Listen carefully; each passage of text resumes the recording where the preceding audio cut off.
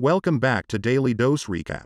Seeing a girl named Nora climbing a mountain with her father, seeing the stone mountain around them, Nora's father was reminded of the tales of trolls. In the past, during Troll's wedding, there were 13 trolls who were drunk and forgetting the time. When the sun came and its rays hit their bodies, 13 trolls froze and turned into a stone mountain. Teenage Nora thinks all these stories are just fairy tales for children, until when her father says Nora have to believe it to see it. Nora starts to close her eyes and see the faces of trolls on the mountain. 20 years later, when the government was focused on excavating Mount Dovra to realize the construction of a new railroad, it was seen that there were some demonstrators who disagreed because the excavation was considered to have damaged nature. To speed up the excavation process, the workers agreed to blow up the mountain. After the explosion, a strange thing suddenly happened.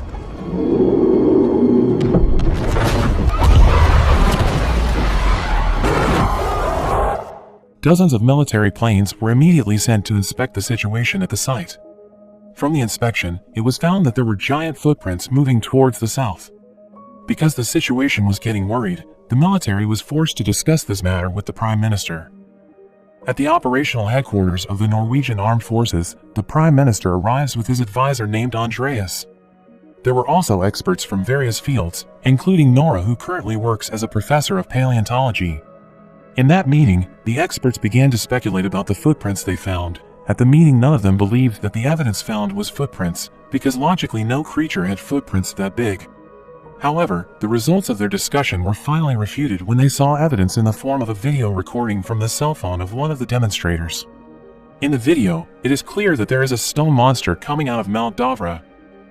The creature they called a beast continued to walk south and destroy every place it passed.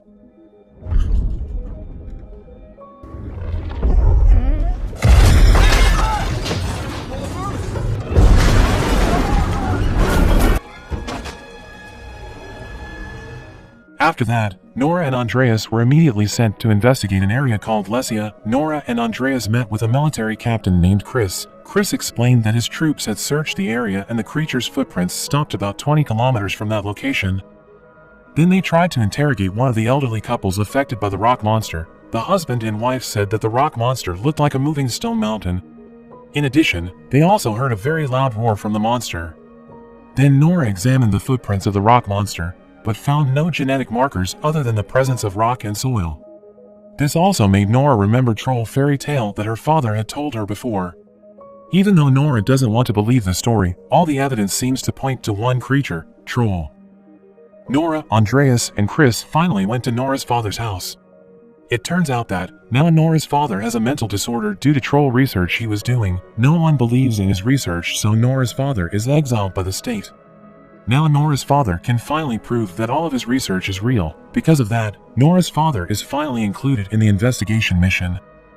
Until now, Nora and the others still don't believe in everything Nora's father said. It's hard for them to believe that trolls actually exist in the real world. Nora argued with her father about it, until finally they saw Troll immediately wake up behind them.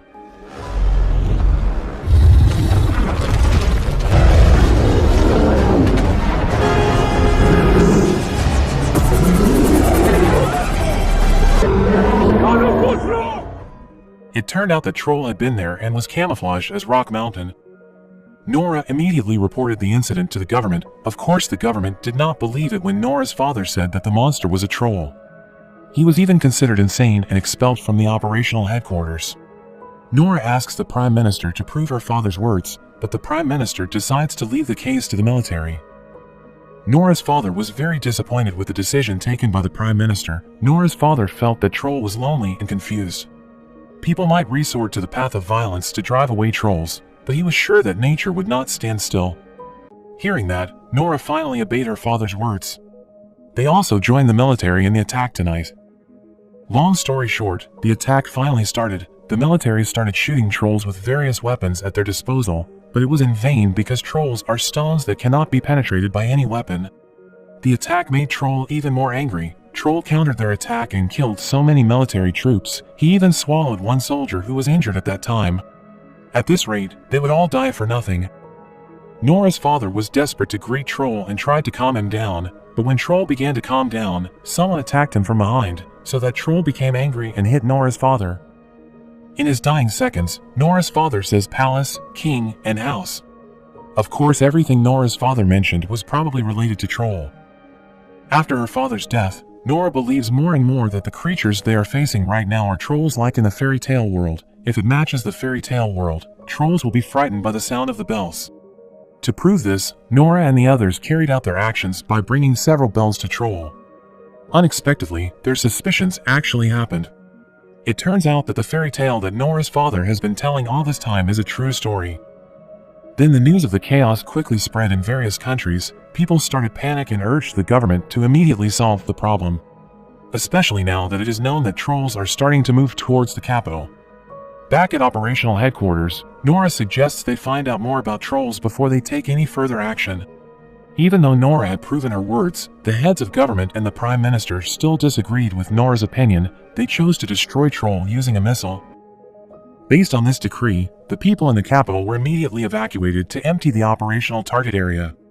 Nora and Andreas disagree with that decision, because what the government is doing will only destroy the capital area. When Nora was thinking, she suddenly remembered what her father had said before he died. Her father had said about kings, houses, and palaces. Unexpectedly, all of that led to one place, namely the royal palace. They met with a senior official named Richard Sending. Richard's name was mentioned several times in Nora's father's diary, so Nora thought that Richard might know something about this incident. Arriving at the royal palace, Richard showed a hidden tunnel. Unexpectedly, the Norwegian royal palace was built on top of the Troll kingdom. For the sake of that development, they slaughtered all troll families. Until there is only one descendant of trolls who are now raging out there. From that information, confirming that everything Nora's father said was true, they now realize all they need is one thing to stop trolls, and that is sunlight. Quickly, Nora and Andreas went to the capital to stop the bombing. Nora also asked Captain Chris to help them. On the other hand, Andreas contacted his partner to hack into the operational headquarters system.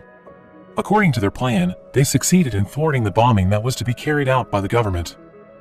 At the same time, Nora and Andreas brought Troll's skeletal head.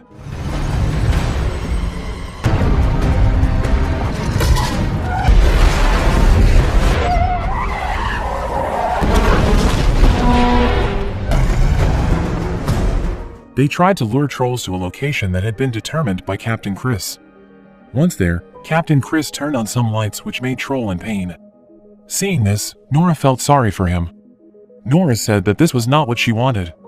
She couldn't bear to hear the screams of pain from Troll. Nora cried and screamed, asking Troll to go and return to the mountain, but at the same time, the sun began to rise and made Troll burn and turn into a rock. Then, the rock hill was later named Tobias Hill, same like Nora's father name. Subscribe and turn on notifications for more videos like this and help the channel out. Thank you for watching.